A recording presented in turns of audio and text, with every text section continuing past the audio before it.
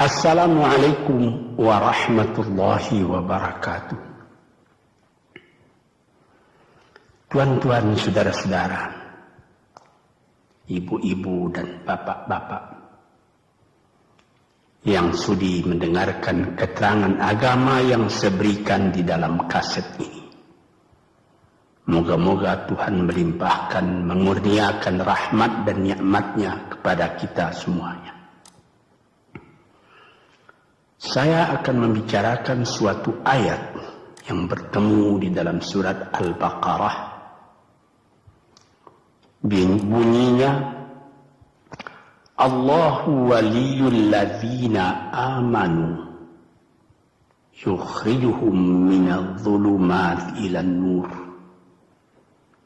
wal ladzina kafaru awliya'uhumut taghut yukhrijunahum minan nuri ila dhulumat. Artinya, Allah adalah menjadi pemimpin bagi orang-orang yang beriman, orang yang mempunyai kepercayaan yang teguh. Dan Allah, apabila orang itu telah betul-betul menganggap Allah menjadi pemimpinnya, Allah pun menjamin mengeluarkannya daripada gelap gulita kepada terang benderang. Gelap gulita kebodohan kepada kecerdasan. Gelap gulita kehidupan tak tentu arah kepada tujuan yang sejati. Sebaliknya, orang yang kafir yang tidak percaya kepada Allah, maka sebaliknya yang terjadi, daripada terang benderang dia akan dipimpin oleh taghut, oleh kekuasaan-kekuasaan yang bukan bersandar kepada Allah. Dan yang demikianlah yang akan mengeluarkannya daripada terang benderang kembali ke dalam gelap gulita. Oleh sebab itu, rohani manusia itu adalah melalui di antara gelap dan terang kehidupan itu, di antara terang dan gelap kehidupan. Kalau sekiranya jasmani kita, kalau sekiranya badan kita yang lahir ini diberi cahaya oleh matahari yang terbit di waktu pagi, yang terbenam di waktu sore, rohani kita pun diberi juga terang oleh suatu yang lebih terang dari matahari, yaitu petunjuk dan hidayat Tuhan. Di dalam Al-Quran, Tuhan memberikan bujukan, memberikan jiwa besar kepada orang-orang yang beriman itu. Tuhan bersabda, La tahinu wa la tahzanu wa antumul a'launa in kuntum mu'minin. Engkau ini adalah orang yang tinggi kalau engkau tetap memegang kepercayaan kepada Allah Subhanahu wa ta'ala. Di dalam perjuangan hidup di dunia ini, perjuangan antara yang hak dengan yang batil, antara gelap dengan terang, antara keyakinan dan keraguan, manusia berjalan di sekitar itu. Di kiri dan di kanan kita berjumpalah gelap dan terang itu. Maka diberilah pedoman manusia tadi. Apa pedoman? Walaupun bagaimana hebatnya, geloranya, tofannya, alim bubunya, ombaknya dan gelombangnya kehidupan itu, manusia mesti teguh berpegang kepada iman. Sebab kehidupan di dunia itu menurut peraturannya ialah tidak ada yang tetap. Yang tetap itu ialah berubah. Berubah itulah ketetapan yang ada dalam dunia. Panas sangat terik, benar, nanti akan hujan. Hujan sangat lebat, benar, nanti akan panas. Di suatu tempat terjadi hujan yang lebat, berhari-hari timbul banjir. Ya, banjir itu tidak tiap hari, nanti dia kering lagi. Di laut pun demikian pula. Ada pasang naik, tergenang ke atas. Besok pagi air itu sudah kering lagi, surut pasang. Begitulah kehidupan di dunia itu. Itu harus kita yakini supaya kita jangan terombang-ambing dalam kehidupan itu. Kalau kita sudah mulai terombang-ambing, tahu-tahu walaupun bagaimana terangnya hari, gelap timbul dalam jiwa kita sendiri. Walaupun panas terik, kita berhujan. Hujan oleh keringat kita sendiri. Jadi yang penting di sini menjaga hati itu. Sampai Rasulullah Nabi kita Muhammad SAW, inna fil jasadi mudghatan, di dalam tubuh manusia itu ada suatu bekuan darah. Idza salahat salahal jasadu kulluhu wa idza fasadat fasadal jasadu kulluhu. Kalau ini segumpal daging baik, seluruh badan jadi baik. Kalau dia rusak, seluruh badan jadi rusak. Apakah itu? Hati. Hati. Kendali terletak dalam hati kita. Hati artinya penuh. Bukan saja berarti pada daging, tapi pada hati dari hati, isi dari hati, atau juga akal kita. Sebab itu, maka kalau satu waktu saya pernah mengajarkan doa yang mengandung 8 sifat-sifat lemah menghilangkan kemerdekaan manusia. Hari ini saya pun akan mengajarkan doa yang diajarkan juga oleh Nabi. Bagaimana menjaga hati tadi. Di situ dalam doa itu ada tersebut 4 perkara. Apa tersebut? Allahumma inni a'udzubika min qalbin la yakhsha'u wa min ilmin la yanfa'u wa min nafsin la tashba'u wa min du'a illa yusma'u. Jadi 4 perkara. Yang pertama, Allahumma inni a'udzubika min qalbin la yakhsha. Aku sangat berlindung kepada Engkau ya Allah, janganlah sampai terjadi hati saya itu tidak khusyuk lagi. Ini bahaya ini. Mulai bahaya mengancam kepada manusia. Kalau hatinya tidak khusyuk lagi, hati khusyuk yaitu hati itu tentu jelas tujuannya kepada Allah. Allah menjadi pegangannya. Allah menjadi bentengnya. Allah menjadi ingatannya. Allah menjadi tujuannya.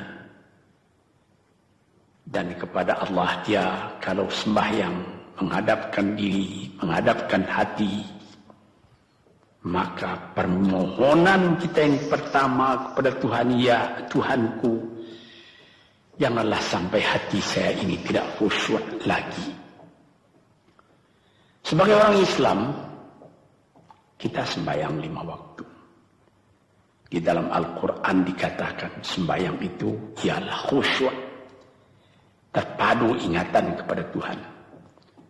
Tapi kalau kita sudah, hati itu sudah mulai ditumbuhi penyakit, walaupun sembahyang, mulai sejak Allahu Akbar, pikiran sudah menjalar kepada yang lain. Piutang belum menerima, utang belum terbayar, makanan belum masak, macam-macam lah yang teringat. Padahal kita dalam sembahyang. Ini apa arti sembahyang tadi lagi? Ini sudah mulai berbahaya ini. Banyak orang yang tidak meninggalkan sembahyang, tapi tidak ada bekas dari sembahyang itu kepada kehidupannya. Di dalam sembahyang kita baca inna salati wa nusuki wa mahyaya wa mamati lillahi rabbil alamin. Sesungguhnya sembahyangku dan ibadatku dan hidupku dan matiku sama sekali terserah kepada Allah. Ini dirasakan dalam hati, bukan cuma disebut di dalam mulut.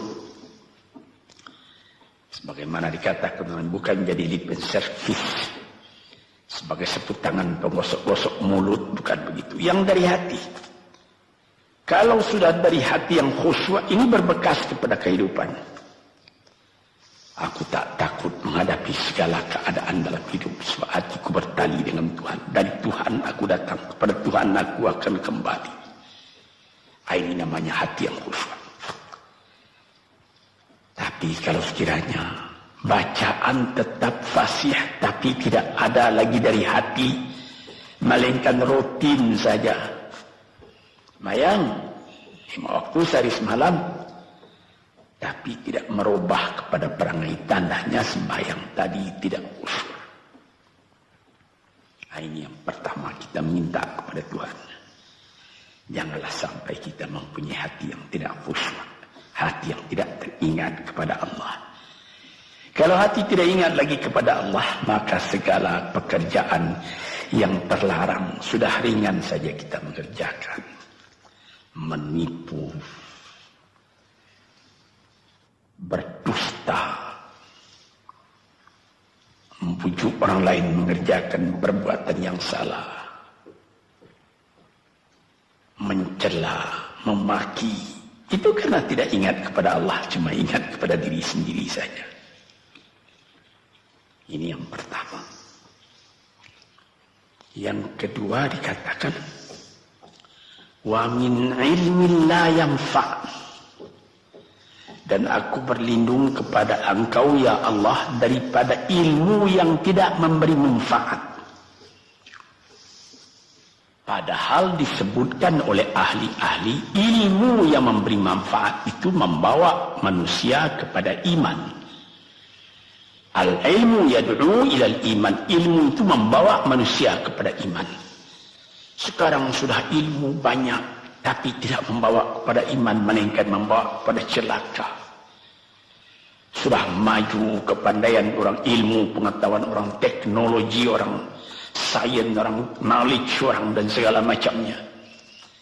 Tapi tidak ada manfaatnya kepada manusia.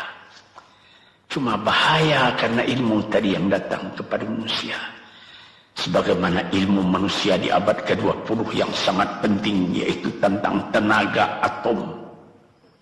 Maka timbullah bom atom, bom hidrogen,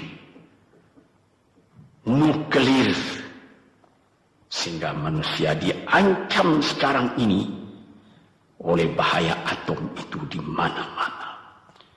Apabila kita lihat di televisi bagaimana mengadakan demonstrasi di Australia, di Jerman Barat, di tempat-tempat yang lain, melihat bagaimana bahaya atom itu kalau terjadi perang dunia yang ketiga. Ya Rabbi ya Karim, bom atom yang jatuh di Hiroshima itu belum ada artinya dibandingkan dengan bom yang sekarang, yang sedang disimpan oleh kerajaan-kerajaan, oleh negara-negara besar untuk menghancurkan. Nah ini ilmu ini. Tetapi ilmu yang membawa bahaya, bukan saja tidak memberi manfaat, bahkan memberi bahaya. Di sini terasa oleh kita bahwa ilmu yang ada itu pun mesti dikembalikan atau dikendalikan oleh iman. Kalau tidak, maka nyawa manusia ini akan dipandang sebagai sampah saja. Dijatuhkan satu bom hidrogen ke dalam kota Jakarta ini, na'udzubillah min dzalik, umpamanya dimasukkan ke kota Jakarta ini satu bom hidrogen saja, itu sudah habis penduduk Jakarta yang lebih dari 5 juta ini. La haula wala quwata illa billah. Ini minta kepada Tuhan, ya Allah, majulah ilmu manusia, majulah teknologi manusia, tetapi jangan hendaknya kemajuan itu membawa kepada bahaya. Jangan ilmu pengetahuan itu membawa kepada yang tidak memberi manfaat. Nah, ini doa yang kedua kepada Allah Tuhan sarwa sekalian alam. Yang ketiga disebut lagi, wa min nafsin la tashba'u, dan aku berlindung kepada Allah daripada nafsu, daripada diri, daripada ego, daripada tiap-tiap masing-masing diri ini yang tidak merasa kenyang. Ini juga bahaya besar. Inilah yang menimbulkan penjajahan di dunia. Inilah yang menimbulkan, disebut dalam bahasa Arab, al-ghazwul fikri, penjajahan. Sesudah Perang Dunia Kedua sudah banyak negeri-negeri yang merdeka, tetapi sekarang timbul lagi penjajahan baru. Apa? Penjajahan fikiran. Sehingga bangsa yang merdeka tadi tidak merdeka lagi fikirannya. Dia merdeka di dalam meniru kepada bangsa yang lebih kuat. Itu namanya terjajah juga. Jadi tuan-tuan yang terhormat, apa pangkalnya ini? Daripada nafsu serakah manusia. Nafsu serakah manusia sebagaimana tersebut di dalam hadis. Lau kana libni adama wadiyani min dhahabin labtagha salisan wa ma yamla'u jawf ibni adama illa turab. Kalau manusia itu mendapat suatu lembah yang penuh dengan kekayaan emas, suatu lembah, dia ingin supaya mendapat satu lembah lagi yang penuh juga dengan emas. Dapat 2 lembah, dia minta 3 lembah lagi yang penuh dengan iman. Nafsu manusia tidak pernah kenyang. Padahal akhirnya kalau dia sudah menutup mata, tidak ada yang akan memenuhi perutnya melainkan tanah.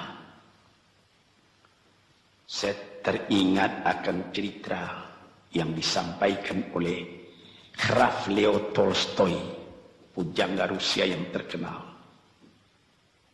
bahwa orang yang tidak mempunyai nafsu yang kenyang itu, pada suatu hari katanya, ada satu orang kaya mempunyai tanah yang luas. Dia mengatakan pada orang, boleh tuan-tuan mengambil tanah kepunyaan saya ini, berapa tuan suka, berapa tuan mau. Syaratnya cuma begini, sepanjang yang tuan berjalan dari timur ke barat, lantas sebelum matahari terbenam, tuan sampai kembali ke tempat tuan melangkah pertama tadi. Berapa saja tuan suka, boleh ambil tanah ini. Maka datanglah si tamak tadi. Tuan yang punya asli tanah tadi mengatakan, bawalah bakal, jangan lapar di jalan nanti. Baik, dibawanya nasi sebungkus, dia berjalan, jalan. Dari pukul 7 pagi. Kalau diambil kekuatan, hendaknya pukul 10 dia sudah makan. Melangkah lagi beberapa ratus meter atau sekian, nanti boleh kekuatan buat kembali. Sehingga sebelum matahari terbenam, dia sudah sampai ke tempat dia menuju bermula. Tetapi ini orang bernafsu betul, dia minta supaya banyak tanah yang dapat didapatnya. Dibawanya nasi sebungkus, tapi dia tidak jalan, di tengah jalan tak berhenti, kan nanti berapa meter itu nanti kalau saya berhenti, tanah yang kurang buat saya. Dia terus berjalan. Dia tidak ingat bahwa kekuatan masa pergi yang lebih cepat dengan kekuatan masa pulang yang lambat itu dia tidak taksir. Dia berjalan saja cepat-cepat. Sudah pukul 1 hari, sudah jauh perjalanan. Lantas nanti kembali. Kelemahan badan, kondisi dan suatu situasi tidak sama lagi. Tidak secepat dia pergi dahulu lagi dia pulang kembali.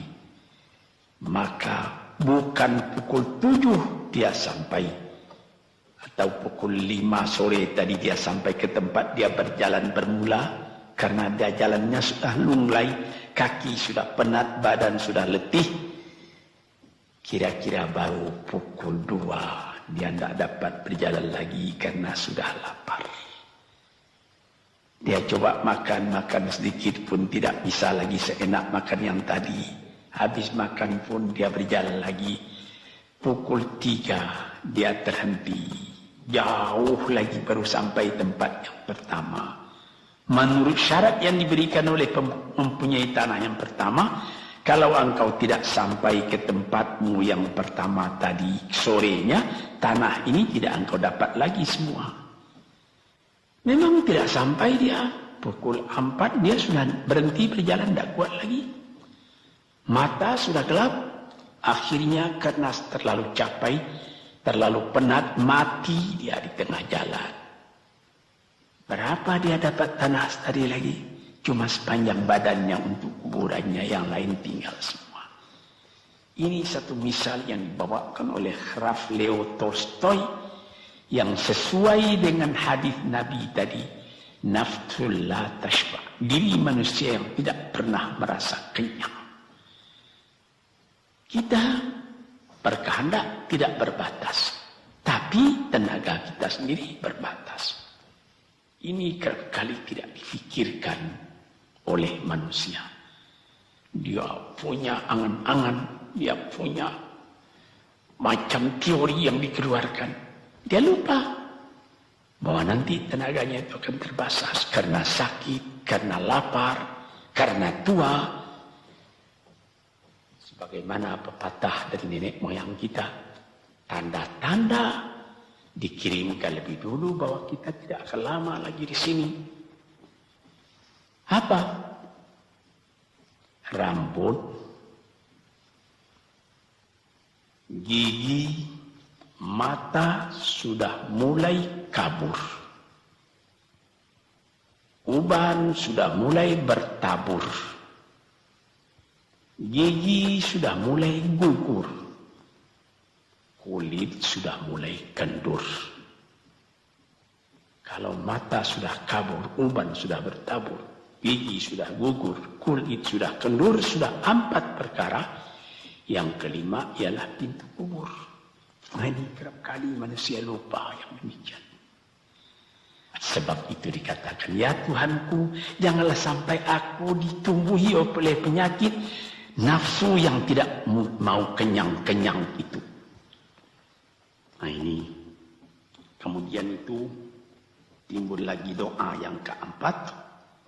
Disebutkan di situ, wa min du'a illa yusma. Ini lebih berbahaya lagi. Ini sudah puncak dari bahaya. Apa artinya? Dan aku berlindung kepada Engkau ya Allah daripada doa yang tidak didengar lagi. La ilaha illallah. Mendoa ya Allah, kasih aku ini, kasih aku kesempatan, tapi tidak didengar lagi. Tuan-tuan, para pendengar kaset yang tercinta, ada tersebut dalam hadis Nabi, wa malbasuhu haram, wa mashrabuhu haram, wa udhiya bil haram. Ya Rab, fana yustajab lah. Ash'asa, aghbara. Badan sudah penuh dengan kotoran, penuh debu. Yamudu ilaihi ila sama, menadahkan tangan keduanya ke langit. Ya Rabbu, ya Rabbu, ya Tuhanku, tolong aku, ya Allah, bela aku. Padahal yang dimakan haram, yang diminum haram, dibesarkan dengan yang haram. Fana yustajabulah. Dengan jalan apa Allah Ta'ala akan mengabulkan doa itu? Badan kotor menghadap kepada yang bersih, meminta diberi kebersihan. Bagaimana caranya? Tuan-tuan yang terhormat, pernah dalam Quran Tuhan mengatakan,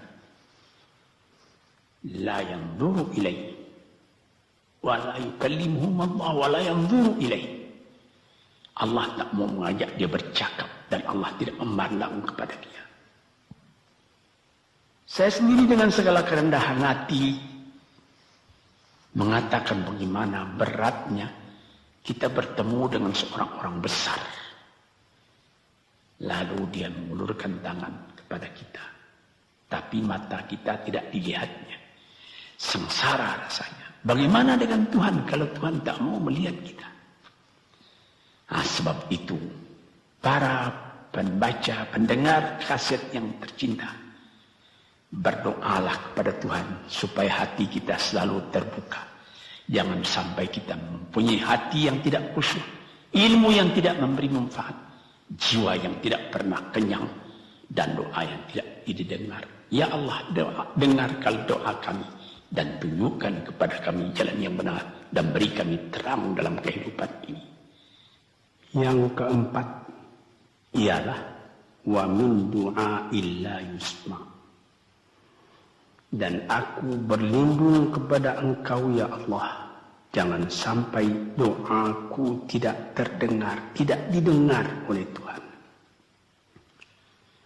Sebagaimana kita tahu, doa itu adalah mukhul ibadah, tulang sumsum daripada ibadat kita sendiri kepada Tuhan.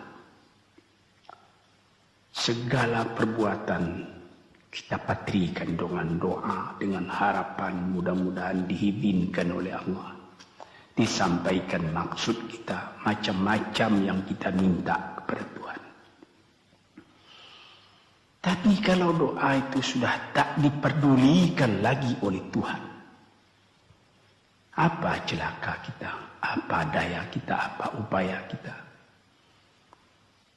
Di sini kita melihat apa sebab maka doa tidak didengar oleh Tuhan, tidak diperkenankan oleh Tuhan.